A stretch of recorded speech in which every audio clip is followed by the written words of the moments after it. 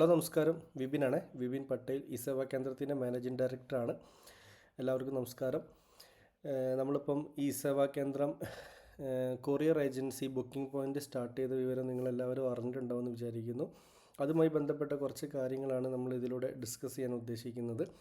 അപ്പം first of all അതെങ്ങനെയാണ് ചെയ്യുക എന്നതുമായി ബന്ധപ്പെട്ടൊരു വീഡിയോ ആണ് നമ്മൾ ഇതിലൂടെ പ്രസൻറ്റ് ചെയ്യാൻ ഉദ്ദേശിക്കുന്നത്. നിങ്ങൾ ശ്രദ്ധിക്കുക. നമുക്കിപ്പം ഒരു കൊറിയർ ഏജൻസി സ്റ്റാർട്ട് ചെയ്ത് കഴിഞ്ഞാൽ ഒരുപാട് ഗുണങ്ങളൊക്കെ ഉണ്ട്. അത് ഞാൻ പറയാം.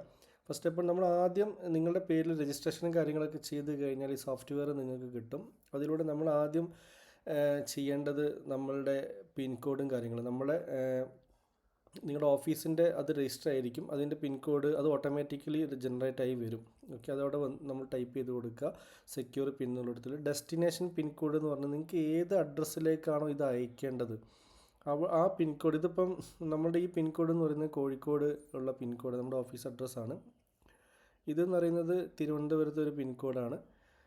നമുക്ക് അയക്കേണ്ടത് എന്ന് പറയുന്നത് അതിൻ്റെ അയക്കേണ്ട പാഴ്സലിൻ്റെ ലെങ്ത്ത്, വിഡ്ത്ത്, ഹൈറ്റ്, വെയിറ്റ് ഇത് നമ്മളിവിടെ ടൈപ്പ് ചെയ്ത് കൊടുക്കണം. അപ്പം അത് കറക്റ്റായിട്ട് വെയിറ്റൊക്കെ അളയ്ക്കാനുള്ള മെഷീൻ നമ്മൾ വാങ്ങിച്ച് വെക്കണം കേട്ടോ. കാരണം 18 കിലോ വരെയുള്ള പാഴ്സൽ നമുക്ക് അലൗഡ് ആയിട്ടുള്ളൂ. 18 കിലോ വരെയുള്ള പാഴ്സൽ നമുക്ക് അയക്കാവുന്നതാണ്.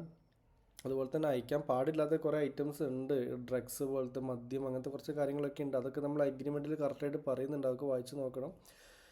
അതുപോലെ തന്നെ ഇത് നിങ്ങൾ ശ്രദ്ധിക്കേണ്ട കാര്യം എന്താ വെച്ചിട്ടുണ്ടെങ്കിൽ ഇവിടെ ലെങ്ത്ത് നമ്മൾ ആ പാഴ്സലിൻ്റെ ലെങ്ത്ത് ഒരു കസ്റ്റമർ വരികയാണെങ്കിൽ ആ പാഴ്സലിൻ്റെ ലെങ്ത്ത് നമ്മൾ ഹൈറ്റ് ചെയ്യുക, മെഷർ ചെയ്തിട്ട് ഇവിടെ ടൈപ്പ് ചെയ്യുക. അതുപോലെ തന്നെ വിഡ്ത്ത് ഇവിടെ മെഷർ ചെയ്തിട്ട് ടൈപ്പ് ചെയ്യുക, ഹൈറ്റ് മെഷർ ചെയ്തിട്ട് ടൈപ്പ് ചെയ്യുക, വെയിറ്റ് മെഷർ ചെയ്തിട്ട് ടൈപ്പ് ചെയ്യുക. അങ്ങനെ ടൈപ്പ് ചെയ്തിട്ട് സബ്മിറ്റ് കൊടുത്തു കഴിഞ്ഞാൽ നമുക്ക് റേറ്റ് കാണിച്ചു തരും. കാരണം നമുക്കിവിടെ പോസ്റ്റ് ഓഫീസിൻ്റെ, ഡൽഹിവറി, എക്സ്പ്രസ്, ആമസോൺ ഇത്രയും കമ്പനീൻ്റെ ബുക്കിംഗ് പോയിൻ്റാണ് നമുക്ക് അവൈലബിൾ ആയിട്ട് ഇപ്പോൾ നിലവിലുള്ളത്.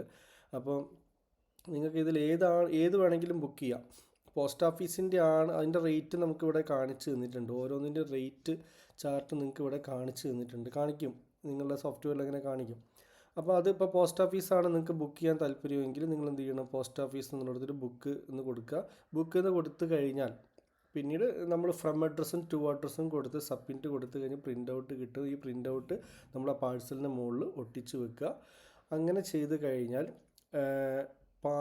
പോസ്റ്റ്മാൻ നമ്മൾ പോസ്റ്റ് ഓഫീസാണ് ബുക്ക് ചെയ്തതെങ്കിൽ പോസ്റ്റ്മാനിൻ്റെ മെസ്സേജ് പോകും. അവരത് നമ്മുടെ ഷോപ്പിൽ വന്ന് കളക്ട് ചെയ്തിട്ട് പോവുകയാണ് ചെയ്യുക. എന്നിട്ട് ആ പാഴ്സൽ എത്തിക്കേണ്ട സ്ഥലത്ത് അവർ എത്തിച്ചോളും. ഇനി ഡൽഹിവറിൻ്റെ ആണ് നമ്മൾ ബുക്ക് ചെയ്യുന്നത്. ഈ ഡൽഹിവറിൻ്റെ ബുക്കിംഗ് പോയിൻ്റാണ് നമ്മൾ ബുക്ക് ചെയ്യുന്നതെങ്കിൽ ഡൽഹിവറിൻ്റെ സ്റ്റാഫ് വന്നിട്ട് അവർക്കത് ഓട്ടോമാറ്റിക് മെസ്സേജ് പോകും. അവരത് നമ്മളെ ഷോപ്പിൽ വന്നിട്ട് കളക്ട് ചെയ്തിട്ട് പോകും. അതല്ല എക്സ്പ്രസ് ആണെങ്കിലും എക്സ്പ്രസിൻ്റെ ഏത് വേണമെങ്കിലും നമുക്ക് ചൂസ് ചെയ്യാം കേട്ടോ. അത് നമ്മുടെ ചോയ്സാണ്. ഓരോ റേറ്റ് തമ്മിൽ വ്യത്യാസമൊക്കെ ഉണ്ട്. നമ്മുടെ ചോയ്സാണ്. കസ്റ്റമർ പറയുകയാണ് പോസ്റ്റ് ഓഫീസ് വഴി അയക്കണം എന്ന് പറഞ്ഞിട്ടുണ്ടെങ്കിൽ നമുക്ക് പോസ്റ്റ് ഓഫീസ് വഴി ബുക്ക് ചെയ്ത് കൊടുക്കാം. ഇത്രയേ പറയാനുള്ളൂ. ഇത്ര കോംപ്ലിക്കേറ്റഡ് ആയിട്ടുള്ളൊരു സിസ്റ്റം അല്ല. വളരെ ഈസി ആയിട്ട് നിങ്ങൾക്കിത് ചെയ്യാൻ പറ്റുന്നതാണ്. അപ്പം നല്ലൊരു ബിസിനസ് ഓപ്പർച്യൂണിറ്റിയാണ്.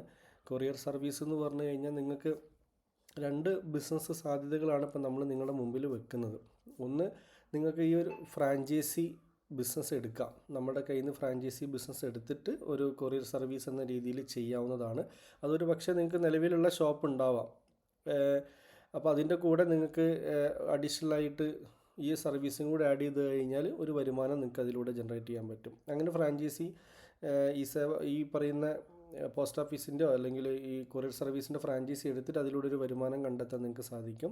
രണ്ടാമത്തൊരു മെത്തേഡ് എന്ന് പറയുന്നത് ഇതിൻ്റെ ഡിസ്ട്രിബ്യൂട്ടർഷിപ്പ് നമ്മൾ പ്രൊവൈഡ് ചെയ്യുന്നുണ്ട്. ഇപ്പോൾ നമ്മൾ കമ്പനി എന്ന് പറയുന്നത് ഇതിൻ്റെ മാസ്റ്റർ ഡിസ്ട്രിബ്യൂഷൻ ഏറ്റെടുത്തിട്ടുണ്ട്. അപ്പോൾ നമുക്ക് ഡിസ്ട്രിബ്യൂട്ടർമാരെ നമുക്ക് സെലക്ട് ചെയ്യാൻ സാധിക്കുന്നതാണ്. അപ്പം ഓരോ ഡിസ്ട്രിക്ട് ലെവലിലാണ് നമ്മൾ ഡിസ്ട്രിബ്യൂട്ടർമാരെ സെലക്ട് ചെയ്യുന്നത്. അപ്പോൾ നിങ്ങളുടെ ഡിസ്ട്രിക്റ്റ് ഏതായിക്കോട്ടെ അവിടെ അപ്പം നിങ്ങൾക്ക് ചെയ്യാൻ താല്പര്യമുണ്ട്. ആ ഒരു ഡിസ്ട്രിക്റ്റിൽ ഒരാൾക്ക് ഡിസ്ട്രിബ്യൂഷൻഷിപ്പ് നമ്മൾ നൽകത്തുള്ളൂ. അപ്പോൾ അത് ബുക്കായി കഴിഞ്ഞാൽ പിന്നീട് രണ്ടാമതൊരു ഡിസ്ട്രിബ്യൂഷൻഷിപ്പ് നമ്മൾ നൽകില്ല. അപ്പം അത് നിങ്ങൾക്ക് ചെയ്യാൻ താല്പര്യമുണ്ടെങ്കിൽ നിങ്ങൾക്കത് ഒരു ബിസിനസ്സായിട്ട് മുമ്പോട്ട് കൊണ്ടുപോകാൻ സാധിക്കുന്നതാണ്. കാരണം ഒരുപാട് ഇനി അങ്ങോട്ട് വരുന്നത് വലിയൊരു ബിസിനസ് സാധ്യതയാണ്. കൊറിയർ ഏജൻസികളുടെ ഒരു വലിയൊരു സർവീസ് തന്നെ നമുക്ക് ഇനി ഫ്യൂച്ചറിൽ ആവശ്യമുണ്ട്. അപ്പോൾ അതിന് അത് നമ്മൾ പല ബിസിനസ്സുകളും നമ്മൾ ഓഫീസിൽ ചെയ്യുന്നുണ്ട്. അതിൻ്റെ കൂടെ തന്നെ ചെയ്യാൻ പറ്റുന്ന ഒരു ബിസിനസ്സാണ് ഇത്. കാരണം അഡീഷണൽ ആയിട്ട് നമുക്കിപ്പം നിലവിൽ ഷോപ്പ് ഉള്ള ആളാണെങ്കിൽ ഒരു സർവീസ് ഇപ്പം ഒരു ഓൺലൈൻ സേവന കേന്ദ്രം നടത്തുന്ന വ്യക്തിയാണ്, ഇല്ലെങ്കിൽ അക്ഷയ കേന്ദ്രം നടത്തുന്ന വ്യക്തിയാണ്. അദ്ദേഹത്തിനെ സംബന്ധിച്ചിടത്തോളം അവിടെ എന്തുണ്ട്, കമ്പ്യൂട്ടർ ഉണ്ട്, പ്രിൻ്റർ ഉണ്ട്, നെറ്റ് കണക്ഷൻ ഉണ്ട്, സ്റ്റാഫ് ഉണ്ട്, എല്ലാ രീതിയിലുള്ള കാര്യങ്ങളും അവിടെ ഓക്കെയാണ്. അവിടെ അഡീഷണൽ ആയിട്ട് ഈ സർവീസ് എടുക്കുക, പിന്നെ വെയിറ്റ് അളക്കുന്ന മെഷീൻ അങ്ങനെ അഡീഷണൽ ആയിട്ട് വാങ്ങിക്കേണ്ട കാര്യമുള്ളൂ. അതിനാകെ 2000 റുപ്യേൻ്റെ താഴെ ഇങ്ങനെ റേറ്റ് ഉള്ളൂ. കസ്റ്റമേഴ്സിന് നമുക്കൊരു അഡീഷണൽ സർവീസ് കൊടുക്കാൻ സാധിക്കുന്നതാണ്. അതിലൂടെ നമുക്കൊരു നല്ലൊരു ഇൻകം ജനറേറ്റ് ചെയ്യാൻ പറ്റുന്നതാണ്. അപ്പം കൂടുതലായിട്ടുള്ള വിവരങ്ങളും അറിയണമെന്നുണ്ടെങ്കിൽ നമ്മളെ കോൺടാക്റ്റ് ചെയ്യുക. രണ്ട് രീതിയിൽ നിങ്ങൾക്ക് ഇതിനെ നോക്കിക്കാണാം. ഒന്നെങ്കിൽ ഫ്രാഞ്ചൈസി എടുത്തിട്ട് ഈ ബിസിനസ് നിങ്ങളുടെ സർവീസിൻ്റെ കൂടെ ആഡ് ചെയ്തിട്ട് ഒരു സർവീസായിട്ട് നിങ്ങൾക്ക് ഇതിനെ കൊണ്ടുപോകാൻ സാധിക്കുന്നതാണ്. അതല്ല നിങ്ങൾക്ക് ഇതൊരു ബിസിനസ്സായിട്ട് ഇതിൻ്റെ ഡിസ്ട്രിബ്യൂട്ടറായി മാറിയിട്ട് ഈ ഒരു ഫ്രാഞ്ചൈസി സെല്ല് ചെയ്യാൻ നിങ്ങൾക്ക് താല്പര്യം ഉണ്ടെങ്കിൽ, അതിലൂടെ ഒരു വരുമാനം കണ്ടെത്തണം എന്ന് താല്പര്യം ഉണ്ടെങ്കിൽ നമ്മൾ കോൺടാക്റ്റ് ചെയ്യുക. അതിനുള്ള സൗകര്യം ഞങ്ങൾ ചെയ്തു തരുന്നതാണ്. പിന്നെ അറിയാലോ, ഒരുപാട് കൊറിയർ ഏജൻസികളൊക്കെ ഉണ്ട്. പക്ഷെ അതൊന്നും നമ്മൾ ഇതിനു മുമ്പ് അതൊന്നും ഏറ്റെടുക്കാതിരുന്നത് അതിൻ്റെ ജെനുവിനിറ്റി എത്രത്തോളം ഉണ്ട് എന്നതിന് സംശയമുള്ളത് കൊണ്ടാണ്. അപ്പം ഇത് വളരെയധികം നല്ലതാണ്. നമ്മളതിനെക്കുറിച്ച് പഠിച്ചു മനസ്സിലാക്കി കമ്പനീൻ്റെ ബാക്ക് സപ്പോർട്ടും കാര്യങ്ങളൊക്കെ ഓക്കെ ആണെന്ന് മനസ്സിലായതുകൊണ്ട് നമുക്കത് കിട്ടിയതുകൊണ്ട് നമ്മളത് ഏകദേശം നല്ല രീതിയിൽ പ്രവർത്തിച്ചിട്ട് നമുക്ക് സക്സസ് ആവുന്നത് കൊണ്ടുമാണ് നമ്മളിത് ഏറ്റെടുത്ത് മുമ്പോട്ട് പോകുന്നത്. അപ്പോൾ നിങ്ങൾക്ക് നമ്മൾ തരുന്ന സപ്പോർട്ടും കാര്യങ്ങളും ഞങ്ങൾ തന്നെ ഇതിൻ്റെ ട്രെയിനിങ് ആണെങ്കിലും അതിൻ്റെ തുടർന്നുള്ള ബാക്ക് സപ്പോർട്ടാണെങ്കിലും ഒക്കെ നമ്മളെ കോൺടാക്റ്റ് ചെയ്യാവുന്നതാണ്. അതിനുള്ള എല്ലാവിധ സപ്പോർട്ടും ഇത്രയും കാലം കഴിഞ്ഞ 16 വർഷങ്ങളായിട്ട് നമ്മൾ മേഖലയിൽ പ്രവർത്തിക്കുന്നുണ്ട്, ഫ്രാഞ്ചൈസി കൊടുക്കുന്ന മേഖലയിൽ പ്രവർത്തിക്കുന്നുണ്ട്. കേരളത്തിലെ നമ്പർ 1 ഫ്രാഞ്ചൈസി തന്നെയാണ് ഈ സേവാ കേന്ദ്രം എന്ന് പറയുന്നത്.